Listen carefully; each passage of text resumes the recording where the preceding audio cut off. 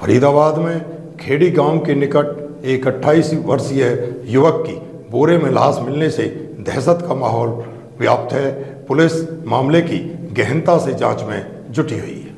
हरियाणा के जिले फरीदाबाद के खेड़ी थाना इलाके में खेड़ी गांव के पास एक अनाथ आश्रम के पीछे खेतों में एक 28 वर्षीय करण नाम के युवक की बोरे में लाश मिलने के बाद पूरे गांव में दहशत का माहौल है। फिलहाल घटना की जानकारी मिलने के बाद मौके पर पहुंची पुलिस ने शव को कब्जे में लेकर पोस्टमार्टम के लिए फरीदाबाद के बादशाह खान सिविल अस्पताल की मोर्चरी में भिजवा दिया है। इस मामले में मृतक करण उर्फ बिच्छू के भाई संजय ने जानकारी देते हुए बताया कि करण की गाँव के ही रहने वाले दीपक और राकेश से किसी बात को लेकर कहासुनी हो गई थी। इसी कहासुनी के चलते उन्होंने दीपक को जान से मारने की धमकी भी दी थी। संजय के मुताबिक दीपक उनके घर पर 2 दिन पहले आया था और उसने उनके भतीजे रोहित से दीपक को समझा लेने की धमकी दी थी। जब रोहित ने पूछा कि क्या किया है करण, तब उन्होंने बताया कि तुम उसे समझा लो अन्यथा हम उसे जान से मार देंगे। इसके बाद रोहित ने दीपक से हाथ जोड़कर करण की गलती की क्षमा भी मांगी थी, लेकिन दीपक जान से मारने की धमकी देता हुआ घर से चला गया था। संजय के मुताबिक बीते 2 दिन से ही करण लापता था और रविवार की दोपहर 1:30 बजे गाँव के ही रहने वाले राकेश का फोन करण के पिता के पास आया था, जिसने बताया था कि उन्होंने करण की हत्या कर दी है और उसका शव अनाथ आश्रम के पीछे खेतों में पड़ा है। वह या तो उसके शव को जला दे या दफना दे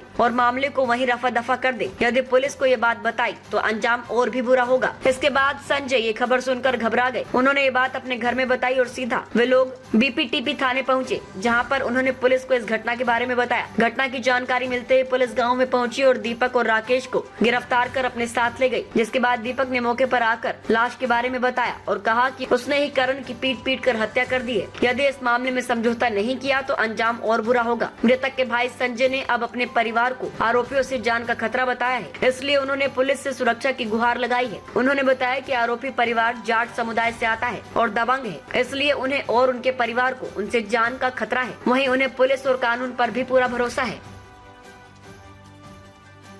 सर ऐसी कोई भी बात नहीं थी, खाली आपस में थोड़ा यार नीचे कर ले बैठे थे वो खाली कोई भी बात नहीं थी, कोई लड़ाई नहीं, कोई कुछ नहीं थी। बस खाली वो आपस में जैसे लड़ाई वो कर लेते हैं, गाड़ी गुप्तार हो जाती है। वो लड़की लेकर के जा रही है, छोटी सी बच्ची है 13 साल की। उसने जाके कह दी मुझे गाड़ी दे रहे हैं। बस उसी बहस पे उनने मार के और पन्नी में पैक करके 4 तारीख की शाम को और वो फेंक दिया। क्या नाम है भैया? से लापता था। लापता था। क्या नाम है भैया का? नाम क्या है? उसका करण था। और आपका क्या नाम? मेरा नाम पवन है। आपके क्या लगते हैं ये करण? मेरा भाई है। ये खेड़ी जिन्होंने मारा है वो कौन लोग हैं? खेड़ी से ही है जी। आपके पास जानते हैं उन्हें? हाँ, अड़ोस पड़ोस के। तो आपको कैसे पता चला? पहले कोई रंजिश हो, कोई आपसी रंजिश हो, ये तो एक छोटी सी बात होगी कि कोई लड़की अगर गुजर रही है, क्योंकि कल उसके जो चाचा थे दीपक के, वो कुछ ऐसा आरोप लगा रहे थे सर, वो ही करण के ऊपर। हाँ, वो ऐसा कि भैया वो लड़की 13 साल की लड़की को छेड़ा, ऐसे कोई बातें कर रहे थे। ये जो पप्पन है ना, ये मुझे धमकी देता रहता है मारने की। आपको? मुझे। अच्छा। अब मुझे क्या पता कि हो सकता है ये भी हो, मैं लेकिन मुझे पता नहीं है, हो सकता हो ये भी।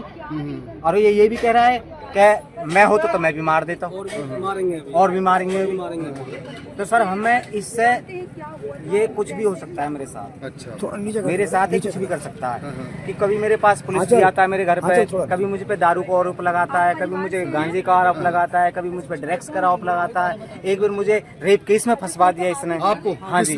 ये उप पवन है, पप्पन। हाँ जी। ये दीपक का कौन लगता है? ये चाचा सर। दीपक का चाचा जो कल बयान दे रहे थे? हाँ वही है पप्पन। हाँ जी, हाँ। अच्छा अच्छा। वो लगातार जो आरोप लगा रहा था करण के ऊपर, ये मुझ पे कुछ करवाई है। ये पुलिस का मुखबर है। अच्छा। और ये दारू पकड़वाता है दुनिया की, या और खुद भी दारू का काम करता है। ये पक्का मुखबर है सर। और ये मुझ पे आरोप करता है क्योंकि कुछ चीज देने थे इसको मना कर दो, घर पे आके चढ़ाई कर देगा, दादागिरी। अभी गिरफ्तारी किस किस की हुई है? गिरफ्तारी राकेश की है सर, और दीपक की है, और नवीन की है। तीन उनकी गिरफ्तारी। इन तीनों ने कबूल लिया है? हाँ, कबूल लिया। हाँ, राकेश कैसे किया था कुछ पता? हाँ, के मारा था हमने, रोडन से मारा, फिर पैक करके फिर फेंका। अच्छा, बोरे में पैक करके फिर फेंक दिया। कहाँ डेड बॉडी कहाँ पर? डेड बॉडी मिली है, ये अनाथ आश्रम है हमारे गांव में, इनके खेत के बराबर में, इनको जो खेत है उसके बराबर। अभी आप चाचा भाई जी, अभी पुलिस क्या कह रही है? क्या मामला है पूरा, एक बार पूरी डिटेल बताइएगा। मैं बता तो चुका, मैं सब तो कर लिया मैंने। मैंने कुछ नहीं बोला, मुझे फोन आया। वहाँ से पुलिस वाले ने किडनैप करके उसको वहाँ पे ले गए, फिर बॉडी को सीधा यहाँ पे लाए और यहाँ पे पोस्टमार्टम हो रहा है, देखते हैं क्या होता है। अब आप क्या चाहते हैं? सर मैं तो यही चाहता हूँ, इंसाफ चाहता हूँ, कड़ी तक कड़ी सज़ा मिले उनको। अगर ऐसे एक कहते ना कि ऐसे कांड होते रहे ना गाँव में, तो गाँव में कोई जी नहीं पाएगा।